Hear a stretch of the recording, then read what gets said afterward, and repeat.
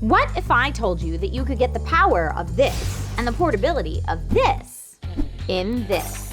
This is a small form factor PC, and today I'll help you decide if going tiny is the right move for you. This is DIY in 5.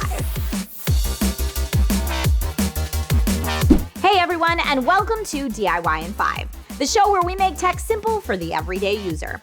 My name's Trisha Hirschberger, and today I'll help you decide if a small form factor PC could be right for you, and if so, some things to consider as you pick out your new tiny powerhouse. If you find the tips in this video helpful, please feel free to like this video, subscribe to this channel, and ding that bell so that you don't miss out on any future tech tips. Choosing what type of PC is right for you can be a tall order. Full-size desktops offer premium performance, but in a large, heavy footprint. Laptops are typically the choice for workstations on the go, but can be held back by battery life and limited upgradability. A small form factor PC, or mini PC, can offer the best of both worlds. Small form factor PCs are tiny, so they free up a lot more desk space. Think 2 PC streaming setups, and you can quickly see how a mini PC could save a ton of room. You can buy or build a mini PC capable of running the latest games, complete with ray tracing and smooth frame rates, and since upgrading is a part of the small form factor culture, you can get in there and use every nanometer of space available. The other nice thing about small form factor PCs is that you can literally put it in a bag and take it with you. Think LAN parties of old, but much easier on the back.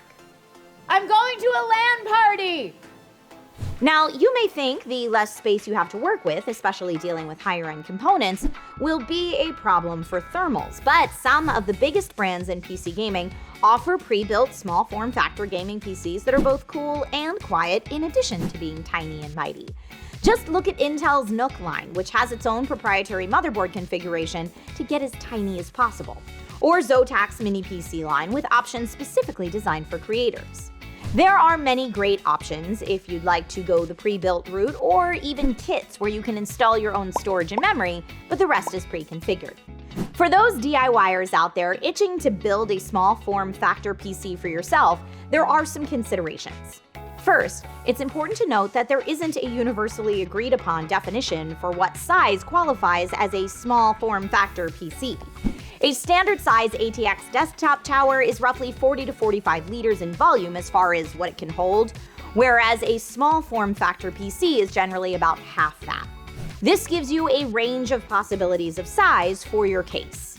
When choosing components for this type of build, you'll want to keep in mind that the tinier you go, the more judicious you'll need to be about component size, installation, cooling, and cable management. The CPU and GPU deserve the most attention here. CPUs are rather tiny anyway, score, and when it comes to GPU and other components, be sure to check length, width, and height. They all matter. Look for low profile or half-length configurations if need be. Anticipate that you may be working with a smaller motherboard as well. If you do find yourself going with a mini ITX or micro ATX sized motherboard, get creative. Let's say your board only has 2 RAM sockets. You may need to choose higher capacity RAM modules now since you won't be able to add more later. Once you've got components and a motherboard that will fit your size needs, you'll need to think about cooling. Low-profile fan CPU coolers are the simplest choice in a tiny build, and all-in-one GPU cooling can give you some added flexibility when it comes to both size and noise level. Note that each choice you make when it comes to components may affect your other component choices as well. Consider motherboards or systems that use SO-DIMMs. Kingston's Fury Impact DDR4 and DDR5 SO-DIMMs are perfect for this, with plug-and-play automatic overclocking and capacities ranging from 8 to 32 gigabytes.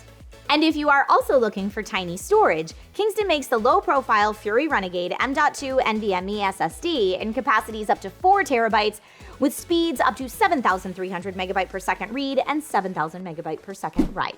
Now that's fast. Finally, cable management and power.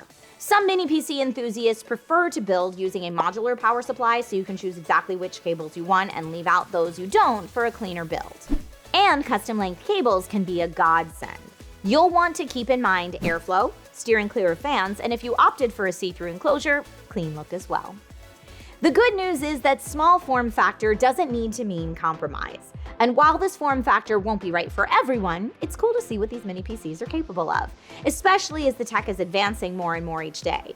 I, for one, do not miss the days of hauling my full-size desktop to LAN parties, or those hefty gaming laptops that weighed as much as I do. Have you built or used a small form factor PC? Feel free to weigh in with your thoughts as well, and I will see you next time with more DIY in 5.